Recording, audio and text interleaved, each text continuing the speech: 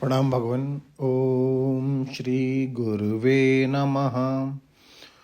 ओम अखंड मंडलाकारं व्याप्तं येन चराचरं तत्पदं दर्शितं येन तस्मै श्री गुरुवे नमः। ओम शांति शांति शांति। ओम ब्रह्म ज्ञान और उसकी साधना द्वारा स्वामी अखंडानंद सरस्वती जी महाराज द्वारा भगवान बहुत स्वामी जी तम से परम उच्चते की व्याख्या कर रहे थे। स्वामी जी बोले कि हम तो ध्यान करके देखते हैं, कुछ नहीं मालूम पड़ता। अरे भाई, कुछ नहीं मालूम पड़ता है कि नहीं, कुछ नहीं दिखता है ऐसा मालूम पड़ता है। तो यह जो मालूम पड़ना है वह कौन है? तमसः परम उच्चते। यह प्रकृति से परे है, यह माया से परे है, यह अविद्या से परे है, यह अंधकार से परे है। परे है माने उससे भी अंतरंग है, अपना आपा है। इसी का नाम क्षेत्रज्ञ ब्रह्म है। किसी ने महात्मा जी से पूछा ईश्वर कैसा, तो बोले जैसा तू। बोला मैं कैसा? कि जैसा ईश्वर। जैसा मैं वैसा ईश्वर, जैसा ईश्वर वैसा मैं। कई लोग बिहारी जी का दर्शन करने जाते हैं ना, तो आज पीली पोशाक है देखकर चले आते हैं, मुखारविंद का दर्शन ही नहीं होता है। तो यदि तुम पोशाक ही देखने लग जाओ तब तो बात जुदा है। ज्योतिषाम अपि तज्ज्योति तमसः परम उच्चते।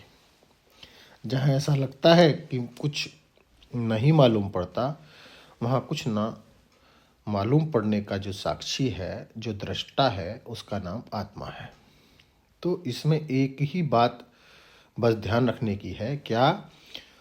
जो इंद्रियों की और मनोवृत्तियों की उपाधि से विषयों का ज्ञान प्राप्त होता है सो उपाधिक चैतन्य है। उसी को विषयों का ज्ञान होता है, वही विषय को ग्रहण करता है। परंतु जो शुद्ध चैतन्य है ना, कूटस्थ चैतन्य, वह गृहीता चैतन्य नहीं है, शुद्ध चैतन्य है। और उस कूटस्थ चैतन्य का ब्रह्म के साथ मुख्य समानाधिकरण्य है। माने उस कूटस्थ चैतन्य का ब्रह्म के साथ मुख्य समानाधिकरण्य है। माने जो कूटस्थ चैतन्य वही ब्रह्म, और जो ब्रह्म वही कूटस्थ चैतन्य। और यह जो इंद्रियों के द्वारा, मनोवृत्तियों के द्वारा ज्ञाता जीव है, यह तो वस्तुतः आभास है। इसलिए इसका ब्रह्म के साथ बाध समानाधिकरण्य है। यह जीव ब्रह्म है। परंतु जीवत्व के बाधित होने पर कूटस्थ जो है वह स्वयं ज्यों का त्यों ब्रह्म है। तमसे परम उच्चते। अब एक और विलक्षण बात सुनाते हैं क्षेत्रज्ञ के संबंध में। वह क्या है कि ज्ञानम ज्ञेयम ज्ञान गम्यम हृदय सर्वस्य विशिष्टतम। एक बड़े विद्वान सन्यासी थे। एक पूरा तो मकान था, 20-30 कमरे होंगे उसमें, और अकेले ही रहते थे उसमें। कोई नौकर चाकर की चेला चेली कोई नहीं रहता था। सिर्फ घंटे भर के लिए 9 से 10 बजे तक खोलते थे और शंकरानंदी गीता पढ़ाते थे। तो एक दिन मैं पहुंच गया और वहाँ यही श्लोक हो रहा था, ज्ञानम ज्ञेयम ज्ञान गम्यम हृदय सर्वस्य विशिष्टतम। उनकी गीता में विशिष्टतम पाठ नहीं था, दिष्टतम था। तो हमने कहा बाबा यह तो विशिष्टतम है, दिष्टतम तो नहीं है। तो उन्होंने फिर इसका इतिहास बताया। बोले गीता की कितनी टीका में विशिष्टतम पाठ माना हुआ है और कितनी टीका में दिष्टतम पाठ माना गया है। यह सब उनको कंठस्थ था। विशिष्टतम माने विशेषण स्थितम, हृदय सर्वस्य अधिष्ठतम, आकार का लोप हो गया और धिष्टतम हो गया। अब आप देखो यह परमात्मा क्या है। ज्ञान के सिवाय और कुछ की कल्पना छोड़ दो, बिल्कुल साक्षात अप्रोक्ष है।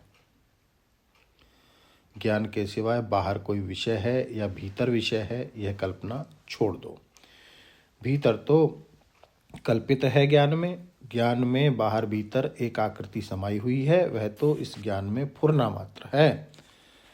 अब देखो बाहर क्या हो और भीतर क्या हो। भीतर समाधि लगे और बाहर ब्याह हो, इस कल्पना को छोड़कर जो ज्ञान है वह परमात्मा का स्वरूप है। कल यह हो गया, आगे यह होने वाला है, इस कल्पना को छोड़ दो तो ज्ञान है। यह शब्द स्पर्श रूप रस गंध है, इस कल्पना को छोड़ दो तो ज्ञान है। यह आँख कान नाक जीभ है, इस कल्पना को छोड़ दो तो ज्ञान है। यह संकल्प है, यह विकल्प है, निश्चय है, यह अहम क्रिया है, अंतःकरण की इन वृत्तियों को छोड़ दो तो ज्ञान है। यह अपवाद की प्रक्रिया है, विक्षेप और समाधि को छोड़ दो तो ज्ञान है। संतोष असंतोष को छोड़ दो तो ज्ञानम है। ज्ञान में ज्ञान का विषय कुछ न हो और ज्ञान में ज्ञातापने का अभिमानी कोई न हो, और विषय में देश काल वस्तु सब देशों से में दूर और निकट बाहर और अंतर यह भेद मत करो, और काल में भूत भविष्य वर्तमान का भेद मत करो, और अपने में ज्ञाता ज्ञान ज्ञेय का भेद मत करो। यह सब ज्ञान के विलास हैं, ज्ञान से ही सिद्ध होते हैं, ज्ञान में ही स्थित हैं, ज्ञान में ही लीन होते हैं, और ज्ञान स्वरूप तुम हो। देखो, यह तो बिल्कुल हाजरा हजूर है। यह भगवान कैसा? बोला हाजरा हजूर। यह तो बिल्कुल हाजिर नाजिर है, माने साक्षात अपरोक्ष है। नाजिर माने साक्षात। ईश्वर कैसा? बोले हाजिर नाजिर ज्ञानम। तो आप इसको फिर विचार करें। यह चित्र दिखाता है पार्थ सारथी भगवान कृष्ण रथ पर बैठे घोड़ों का संचालन कर रहे हैं। यह चित्र दिख रहा है, यह रूप है, दृश्य है। इसका प्रतिबिंब जब आँख में पड़ता है तब यह दिखाई पड़ता है। रूपम दृश्यम लोचनम दृक् की व्याख्या को और आगे बढ़ाएंगे वो अगले सत्संग में। ओम शांति शांति शांति। प्रणाम भगवान।